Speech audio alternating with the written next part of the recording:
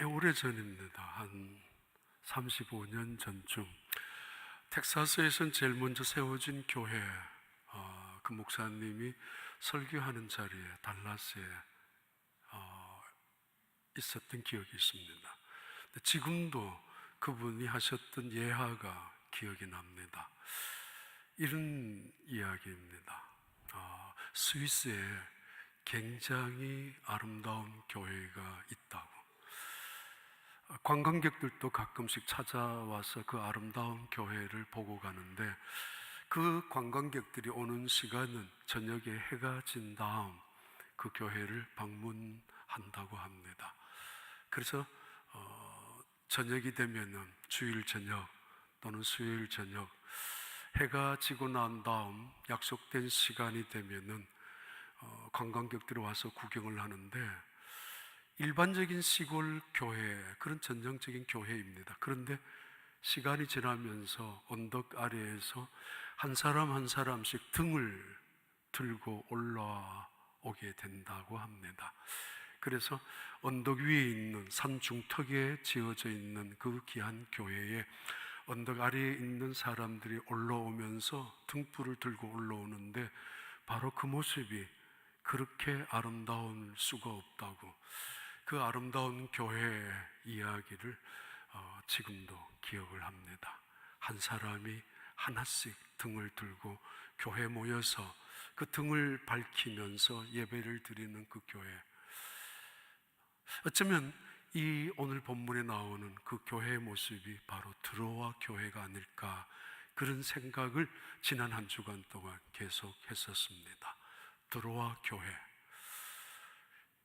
사도 바울이 1차, 2차, 3차 선교 여행을 다니면서 수십 교회를 세웠고 수많은 곳에 복음을 전파했었습니다.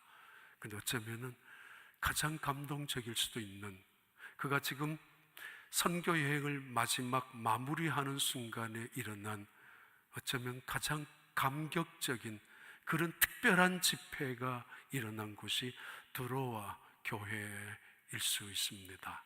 드로아 교회, 그 옛날 트로이라는 목마 이야기가 나오는 그 성에 세워진 교회입니다. 아주 특별한 집회, 어쩌면 초대교회에서 최초로 이루어진 특별 부흥회일 수도 있는 그날에 있었던 예배의 분위기를 오늘 본문에서 우리에게 증거하고 또 전달하고 있습니다. 이런 질문을 먼저 생각해 보실 필요가 있습니다. 첫째는, 우리는 안식일을 지켜야 되는가, 아니면 주일을 지켜야 되는가? 만약에 우리가 주일을 지킨다면 그 근거는 무엇인가? 안식일이 중요하다면 안식일과 주일은, 안식일은 토요일의 개념이고 주일은 오늘의 개념이기 때문입니다. 안식교회에서는 안식일을 지켜야 된다라고 주장하고 있기도 합니다. 그 주일의 개념, 아니면 주일을 왜 지켜야 되는가라는 그런 질문이 있다면, 두 번째 질문은, 설교 시간에 존다면 누구 책임인가? 설교자의 책임인가? 아니면 조는 자가 하나님 앞에 징벌을 받았단 말인가? 그것도 떨어져서 죽었을 경우에. 이 본문만 보면은 그런 이야기를 들을 수 있었을 것입니다. 예배 정신 차리고 들으라고. 모르겠습니다. 그래도 좋은 사람 있을런지. 세 번째 질문은, 예배를 드리는데 순서가 꼭 중요하냐고. 처음부터 묵상 기도가 있고, 또 기도가 있고, 찬송이 있고, 사도신경을 고백하고, 그리고 마지막 축도가 있는데 이런 순서가 꼭 필요한가라는 그런 질문도 필요합니다. 자, 아무튼 마음속에 이런 생각을 두시고 오늘 본문 속에서 말씀하시는 의미를, 또는 우리를 향하는 신앙의 중요한 원리를 생각해 보려고 합니다. 오늘 우리는 사순절 첫 번째 주일 예배를 드립니다. 사순절, 예수님과 함께하는, 동행하는 뜻깊고 의미 있는 그런 절기로 보내시길 바랍니다. 그리고 주님과 함께 동행하는 그 가슴 속에 품고 있는 꿈과 비전이 무엇인지를 확인하셔서 사순절에 더 우리의 신앙생활의 변화와 성숙이 있어지는, 하나님 곁에 더 가까이 다가가는 축복된 그런 절기로 지킬 수 있는 우리 온 교회가 되기를 진심으로 축복하고 또 여러분에게 말씀을 증언합니다. 사도 바울이 1차, 2차, 3차 선교 여행을 마치고 지금 예루살렘으로 돌아가려고 하시는 중입니다. 지난주 3주 동안 에베소 교회에서 일어난 소동에 대해서 말씀을 드렸습니다. 에베소서 일어난 아주 특별한 사건이 있었습니다. 그리고 이 사도 바울은 예루살렘을 올라가기 위하여 배를 타고 마게도냐와 그리고 헬라를 갔습니다. 바로 에베소에서 사도 바울은 이 멀리 고린도, 헬라라고 하는 고린도에 갔었고 베레아 지역을 방문했습니다.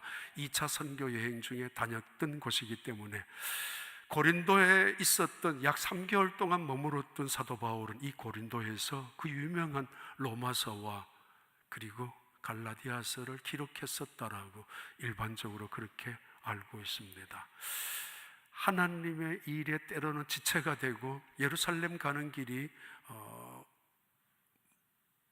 지연이 된다 할지라도 언제나 그것은 실패는 아니라는 의미이기도 합니다. 그 놀라운 로마서가 이때 기록되었기 때문입니다. 아무튼 헬라라는 곳 고린도에서 떠나서 그는 예루살렘을 향하여 배를 타고 예루살렘으로 가려고 하는 중인데, 배를 타려고 수리아로 가려고 하는 중에 수리아에 사도 바울을 죽이려고 하는 암살단들이 모여 있다는 소식을 듣고 그는 배를 타고 가는 길을 포기하고 다시 되돌아갑니다. 이때 뜻밖의 지역이었던 드로아로 갑니다. 사명을 갖고 살아가는 사람들, 오직 주님을 위해서 일하신다고 봉사하고 헌신하는 사람들, 때로는 왜 이런 일이 닥치고 왜 나를 향하여 오해하고 핍박하고 죽이기까지 하는 사람들을 하나님은 왜 내버려 두느냐라고 때로는 실망하고 낙심할 때도 있고, 때로는 자기 연민에 빠져서 그만두고 싶을 때도 있을 것입니다. 그러나 사명에 있는 사도 바울은 그런 걸 구실 삼아서 하나님 앞에 원망하거나 낙심한 적은 한 번도 없습니다.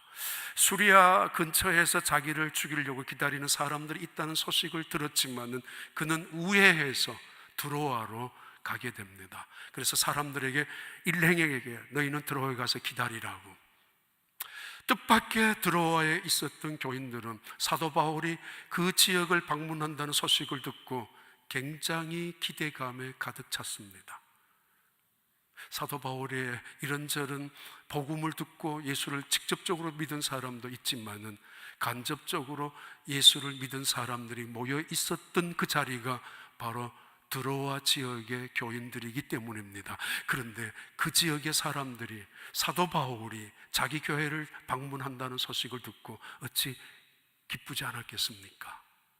그래서 기쁨으로 기다리고 있었고, 그리고 그들은 가슴 벅찬 만남을 가질 수가 있었습니다.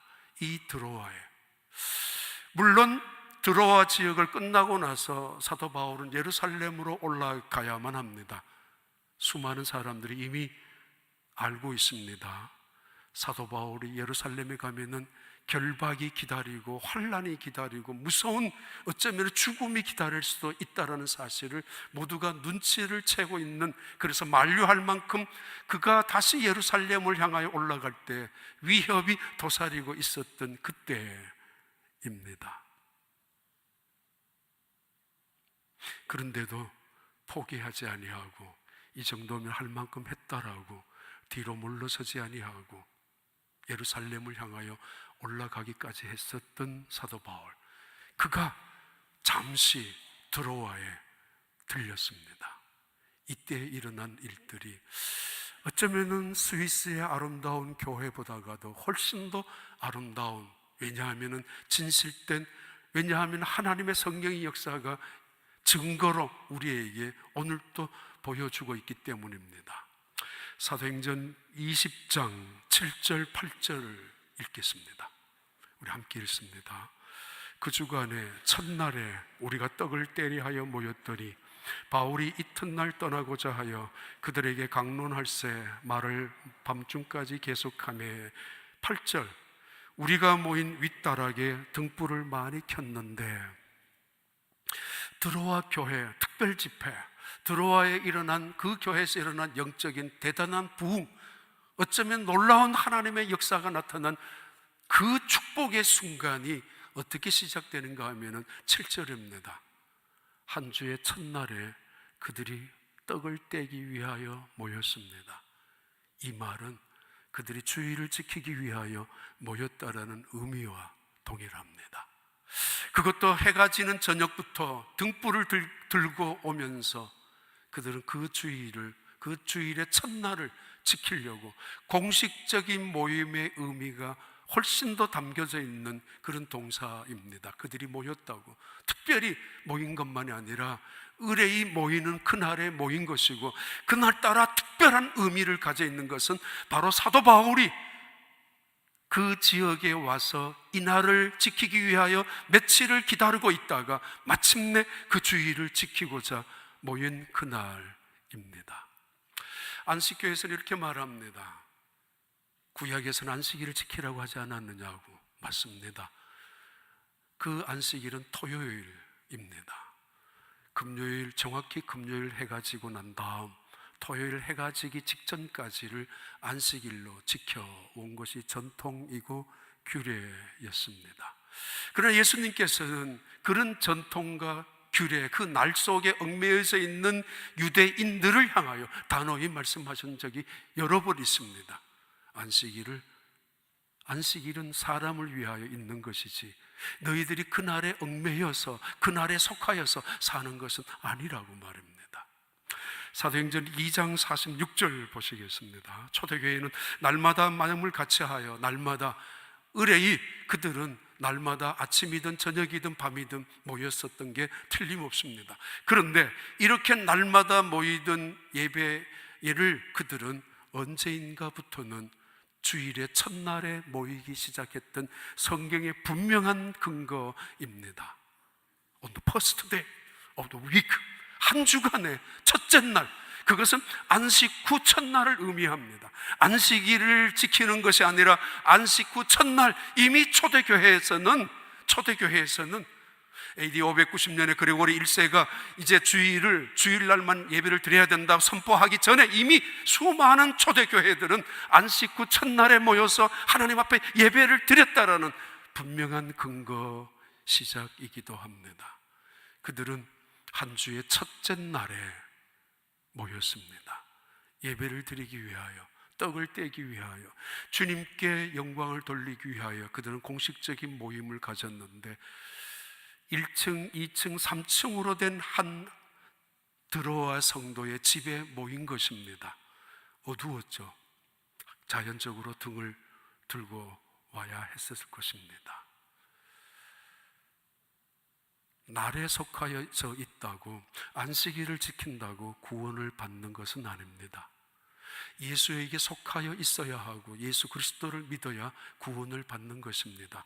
그런데 중요한 것은 이 드로아 교회 교인들은 예수님을 구주로 영접하고 난 다음 주님이 부활하신 그날, 성령이 강림하는, 오순절 성령이 강림한 그날, 안식 후 첫째 날 그날 모이면서 하나님 앞에 예배를 드리기를 좋아했었고, 그것이 자연스럽게 공식적인 모임이 되었고, 그리고 그들은 그 모임을 빠지지 않기 시작했었다라는 의미입니다. 요즘 무슨 주의를 지키라고 그런 설교를 누가 할 수가 있겠습니까? 제대로 못할 것입니다. 왜냐하면 바쁜 세상에, 그리고 꼭 주의를 지켜야만 구원받는 것도 아니니까.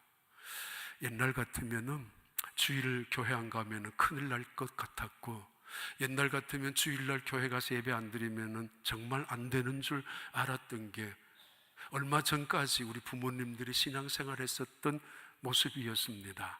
그것을 미신적이었다고 너무 폄하하거나 그게 정말 미신을 믿는 바리새인들처럼 믿는 거라고 이상하게 비난하지 마십시오.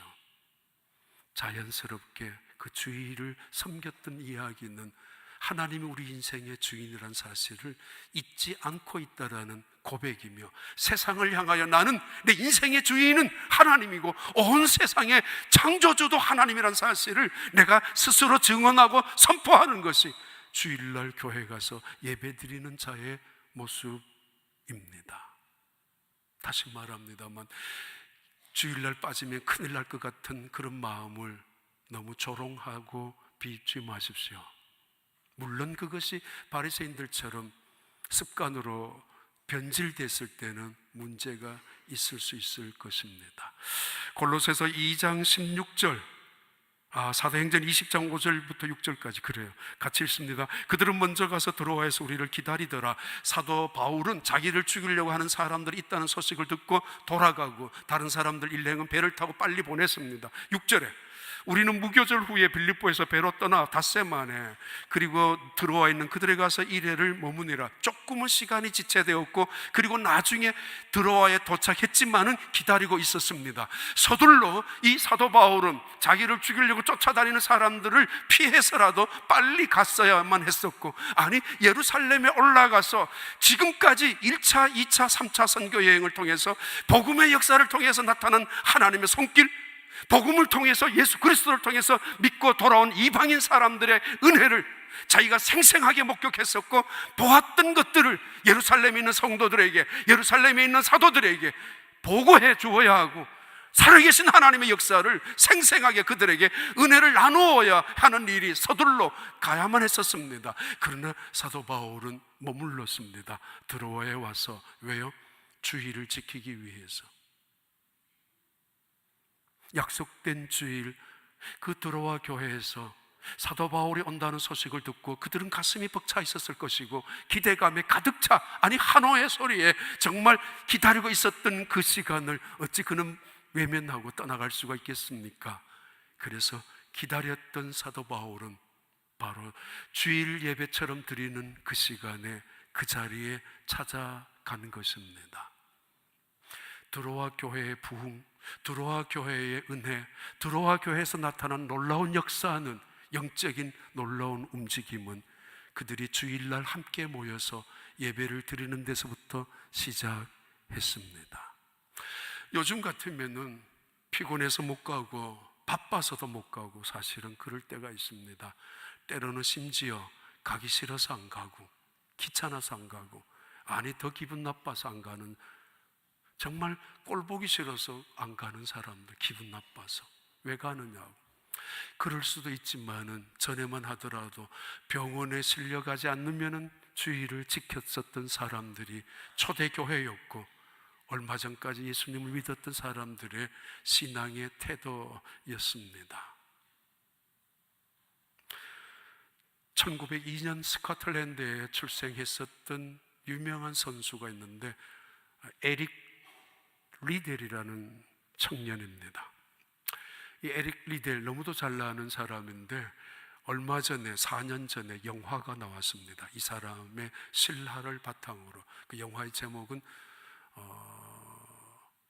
화차의 사람, 불병거, 불마차, 이런 영화의 제목입니다.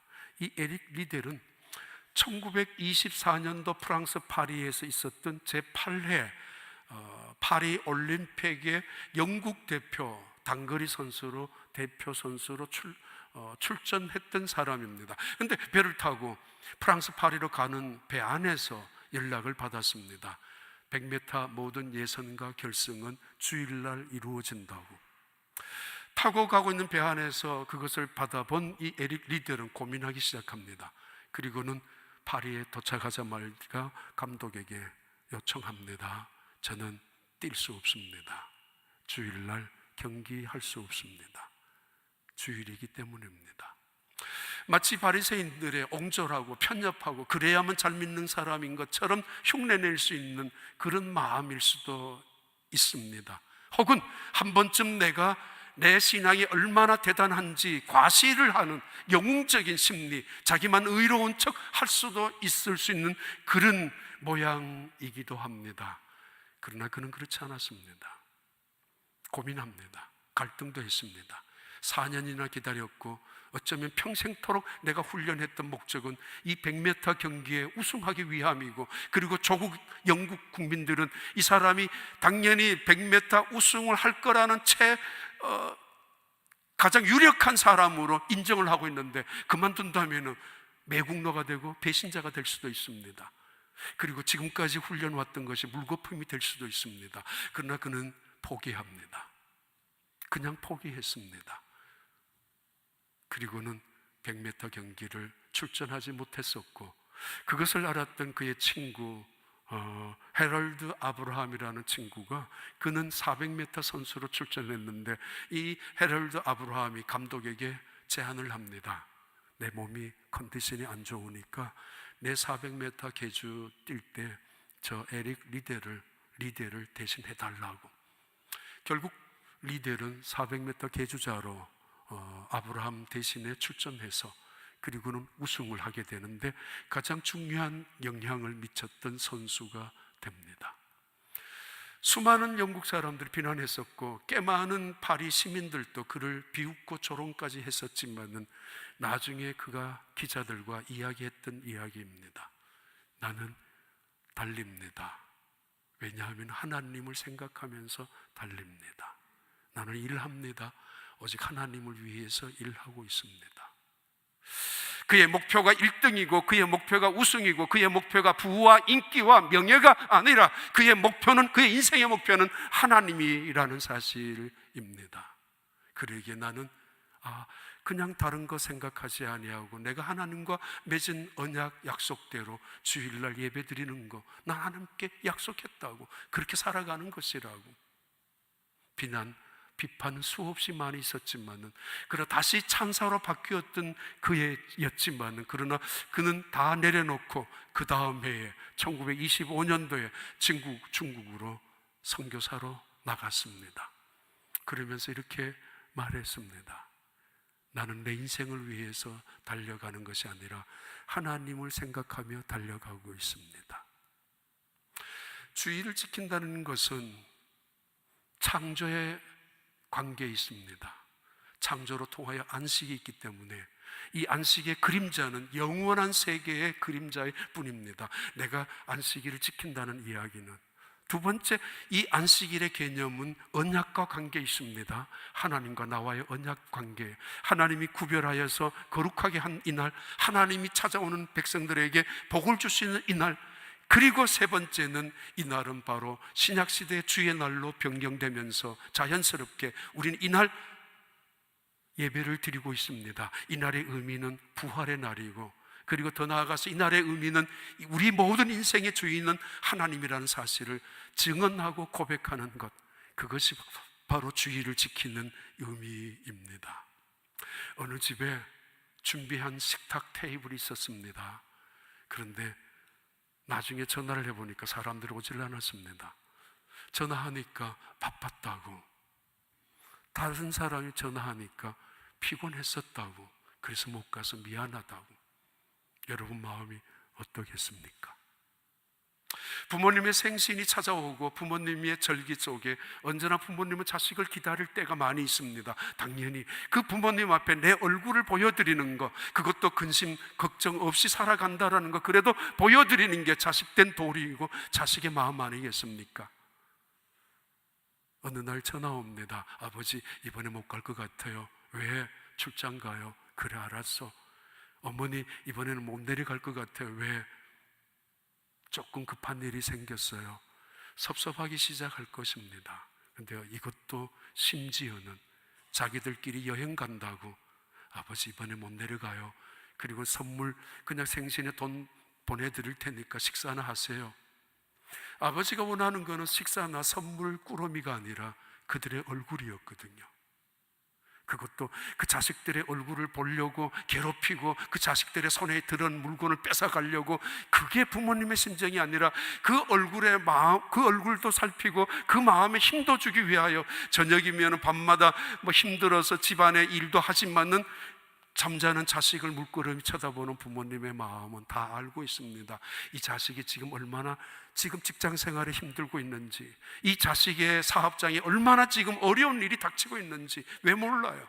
그래서 집 떠나가는 그 자식, 집 나가는 그 자식을 다시 손에 된장이나 고추장이나 뭐 다 들려드리잖아요. 가져가라고, 가져가라고.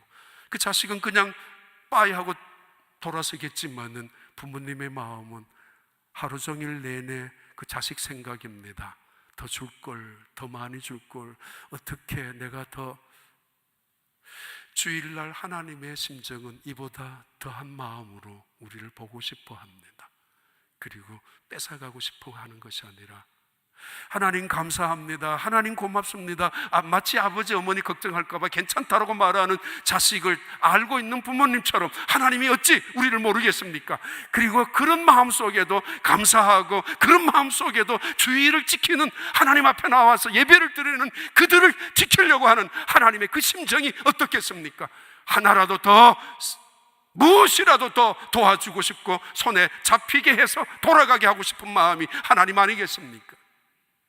드로아의 교회, 그들은 그 어두운 날 핑계 삼지 아니하고, 사람 모이는 좁은 장소 그것을 구슬 삼아서 내 하나쯤이야 빠질 수 있지 않느냐라고 생각하지 아니하고, 등불을 들고, 냄새납니다, 그 으름이 납니다, 이게 사람 많으면 복잡합니다, 귀찮습니다, 자리도 없습니다, 때로는 나와 싫은 사람도 있을 것입니다. 그러나 그들은 모였습니다. 등불을 들고 모였습니다. 주님을 예배하는 날이고, 주님 앞에 감사하는 날이고, 모두가 공식적으로 서약한 내 인생의 주인은 하나님이라는 사실을 고백한 그날이기 때문입니다. 이날에 그들은 다시 이렇게 합니다. 사도행전 20장 9절부터 10절의 말씀입니다. 함께 읽습니다. 유두고로 하는 청년이 창에 걸터 앉아있다가 깊이 졸더니 바울이 강론하기를 더 오래 하며 졸음을 이기지 못하여 3층에서 떨어지거늘 일으켜보니 죽었는지라. 그리고 바울이 내려가서 그 위에 엎드려 그 몸을 안고 말하되 떠들지 말라, 생명이 그에게 있다 하고. 예배를 드리러 왔다면, 주님을 향하여 떡을 떼기 위하여 왔다면 기쁜 일만 있어야 되고 좋은 일만 있어야 되고, 당연히 하나님 앞에 영광을 돌리는 축복된 날이어야 하지만, 가끔씩 모인 자식들끼리 싸울 때도 있고, 마음 안 맞는 뭐 동서들끼리 서로 미워할 수도 있는 문제도 터질 수 있습니다. 그런데 그걸로 끝나면 안 됩니다. 예루살렘 교회에도 문제가 있었고, 안디옥 교회에도, 데살로니가 교회에도, 베레아 교회에도, 고린도 교회에도, 정말 교회에 문제가 없는 교회는 없지만은 이 문제를 어떻게 극복해 나가느냐는 훨씬 더 중요한 문제입니다. 자, 예배가 시작이 되었습니다. 모두가 다 예배를 드리고 있는 중인데, 한 사람이 창문 곁에 앉아 있다가 그 사람 이름을 유두고라고 밝히고 있는데, 이 사람이 앉아 있다가 그만 떨어지고 맙니다. 부정적인 생각으로 말한다면 그 사람은 벌을 받았을 수도 있습니다. 창문에 걸터 앉았다는 이야기는 세상도 보고 이쪽도 보고 양다리를 걸치고 있는, 여차하면 떠날 수 있는 경계 지역, 기회주의자들이 가질 수 있는 적당한 거리를 유지하는, 내 것은 하나도 손해보기 싫어하고 나는 내 인생을 조금 더 희생하기 싫어하는 사람들의 적당한 발걸음을 유지하는 그 간격, 그 거리를 의미할 수도 있습니다. 창문에 걸터 앉아서 밖을 구경하기도 하고 안을 보기도 합니다. 여차하면은 정말 무슨 일이, 나쁜 일이 생긴다면 뛰어내려서 나갈 수도 있고, 나 안 믿는 사람이라고, 마치 베드로가 적당한 거리를 언제나 자기의 그 자존심이라고 생각했는지, 두려움 때문인지 유지했던 것처럼, 어떻게 보면 그렇게 부정적인 생각할 수도 있을 것이고, 또 어떻게 보면은 긍정적으로 그는 유두고입니다. 김씨, 이씨, 아니면은 김씨의 아들 머슴 출신인 흔한 이름 중에 하나라고 볼 수도 있다면은, 그는 온종일 일하다가 저녁 늦게 말씀을 듣기 위하여, 예배를 드리기 위하여 찾아온 사람이었을 것이고, 아니면은 그 나이 8살에서 14살, 파이스라는 단어는 곧 젊은 나이입니다. 어린 청소년에 불과합니다. 그래도 그 교회에 모여서 있는 자리에 자리를 정돈했을 것이고, 청소했을 것이고, 그날을 준비하기 위하여 여러 가지 시청각도 모았을 것이고, 아니면은 적어도 등불을 켜기 위하여 사람들이 가져왔는 등불을 달아놓다가 보니까 너무 피곤했을 것입니다. 아니면은 다른 사람의 자리를 양보하기 위하여 좋은 자리는 다 양보하다가 나중에 걸터앉는 자리가 그 창문이었을 수도 있습니다. 아니, 계속 졸음이 오니까 그것을 쫓으려고, 공기를 마시려고 아마 어쩌면 그 자리에 일부러 걸터 앉을 수 있을 수도 있습니다. 그 가능성이 훨씬 더 많습니다. 이유는 바울이 그를 비판하거나 그를 향하여 비난하지 않았기 때문입니다. 더더구나 사도행전을 기록한 누가는 설교했던 사도 바울의 책임이 있는 것처럼 은근히 적고 있기도 합니다. 그가 졸음을 이기지 못했다고, 그러다가 사도 바울의 설교가 더욱 길어짐으로 그는 결국은 그 잠에 떨어져서, 그리고는 그의 육체도 난간에서 떨어지면서 죽고 말았습니다. 자, 문제가 생겼습니다. 드로아 교회, 아름다운 교회, 등불로 모두가 함께 불을 밝혀서 하나님 앞에 예배를 드리는 거룩한 교회에 이런 일이 일어났습니다. 뛰어내려갔던 사람은 누가였을 것입니다. 이유는 그가 의사이기 때문에. 그래서 그는 분명히 죽었다고 확실하게 말했습니다. 죽었다고. 다음에 달려간 사람은 당연히 사도 바울입니다. 달려가면서 그들을 향하여 말합니다.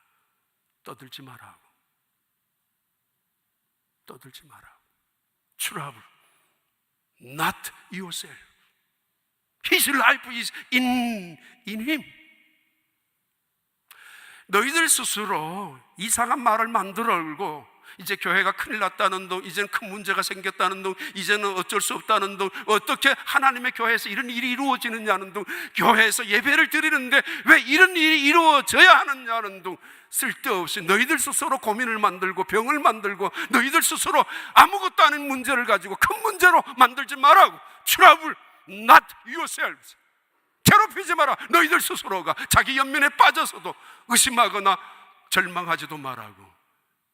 쓸데없는 말 떠들지 말라고.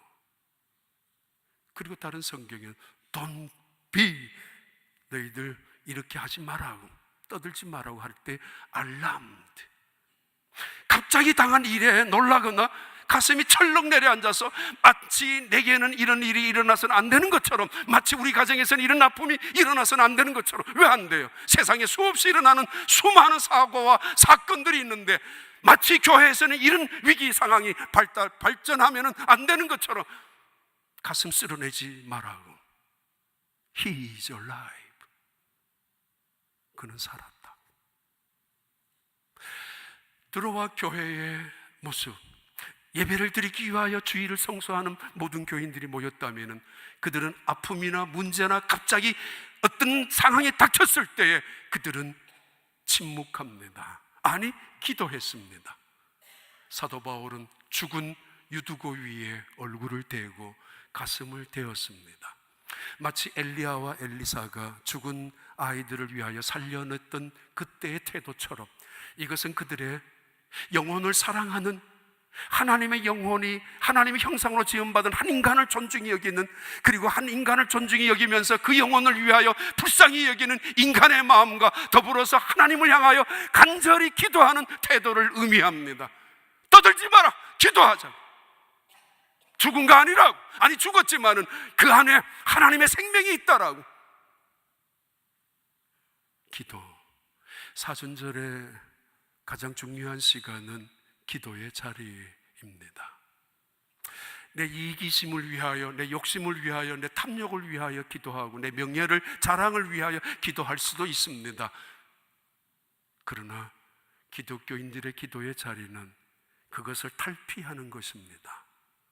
왠지 내 마음속에 하나님의 비전으로 예수 그리스도의 은혜로 채워지면서 그 욕심과 이기심과 탐욕과 아집과 교만에서 벗어나서 기쁨과 감사와 겸손으로 하나님을 만남으로, 예수 그리스도께서 하셨던 기도는 언제나 그런 기도였고 그 기도를 통하여 그는 언제나 가슴속에 꿈과 비전은 십자가였습니다. 1970년 4월 13일 미국에선 대단한 사건이 일어난 날입니다. 아폴로 13호가 달나라에 착륙하기 바로 직전에 고장이 났었습니다. 아폴로 13호.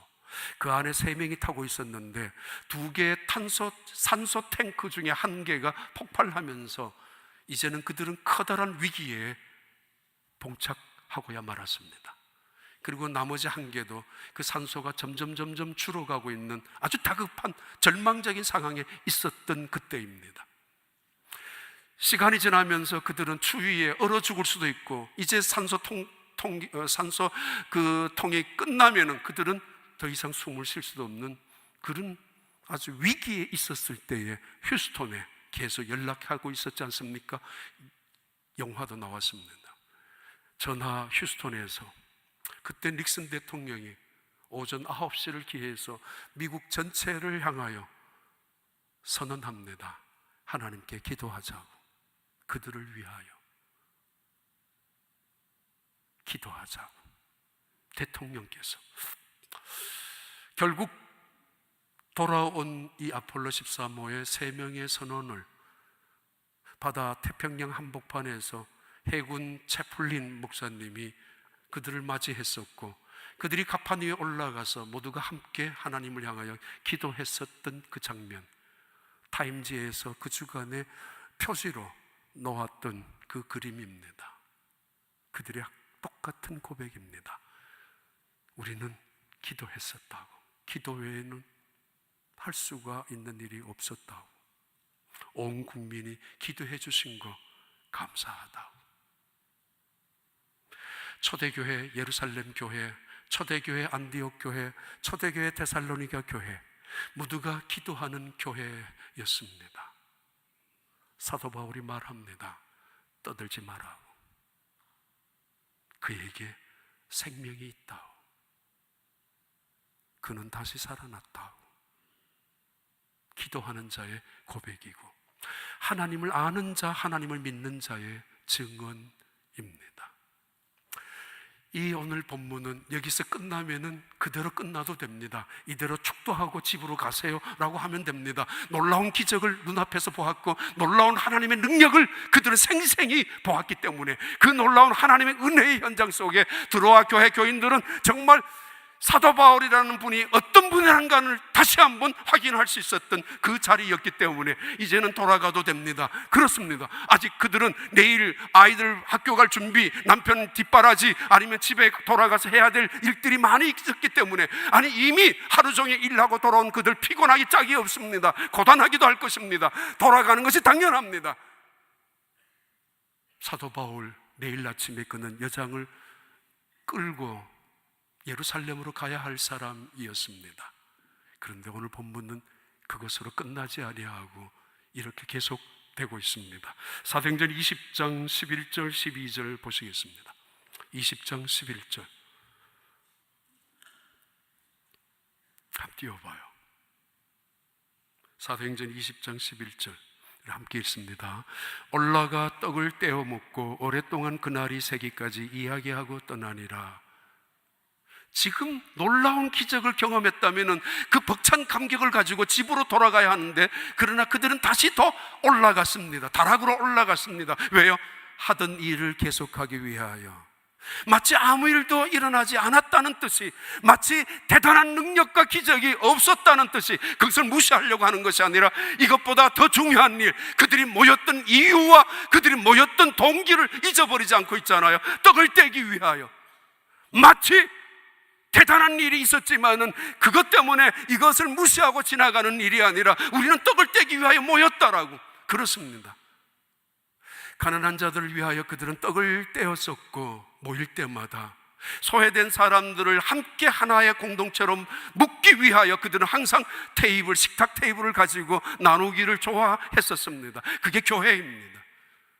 이 사람 보면 고개 돌리고, 저 사람 보면 고개 숙이고, 저 사람 보면 침 뱉고 눈 흘기고 지나가는 곳이 교회가 아니라, 작은 떡도 하나 서로 나누면서 식탁, 체육관 안에 간단한 음식을 통하여 시장길을 메꾸기 위하여 그들이 떡을 떼는 것이 아니었다는 이야기죠. 식탁의 공동체, 그 이상의 의미와 친교와 아름다운 그리스도의 사랑으로 교회가 하나 된 정말 아름다운 모습을 확인하는 자리가 떡을 떼는 순간이었습니다. 가난한 사람이나 부자나 모두가 동일하게 겸손한 마음으로 고마워하고 감사하고 품어주고 이끌어주며 세워주는, 식탁에서 원수가 되는 사람들, 테이블 때문에 원수가 되는 사람들, 그것을 교회라고 부를 수는 없습니다. 아니, 그들을 예수 믿는 사람이라고 할 수는 없을 수도 있습니다.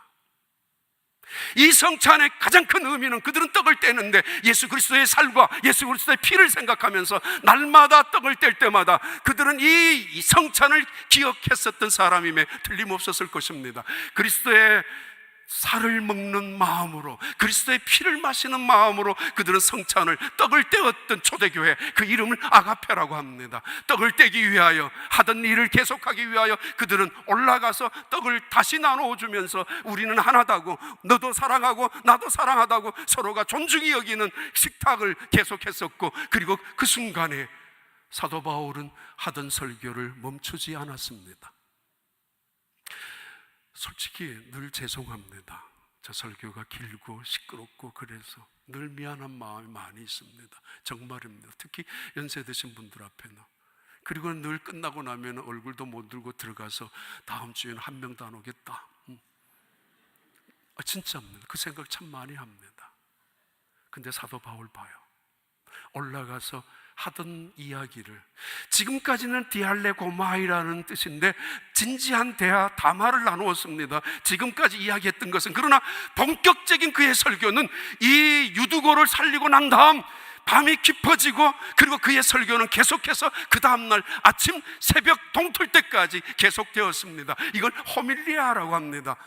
디알레고마이로 지금까지 이야기했었던 사도 바울은 이제야 다시 진짜 설교를, 호밀레아라는 설교를 계속하고 있습니다. 이제 내가 떠나가면 그만 아닙니까? 이제는 다시는 못 볼 수도 있는 사람들입니다. 그들이 환난 속에서 믿음이 흔들릴 수도 있고, 고통 속에서도 믿음을 배반할 수도 있고, 때로는 고난 속에서 하나님의 능력을 의심할 수도 있습니다.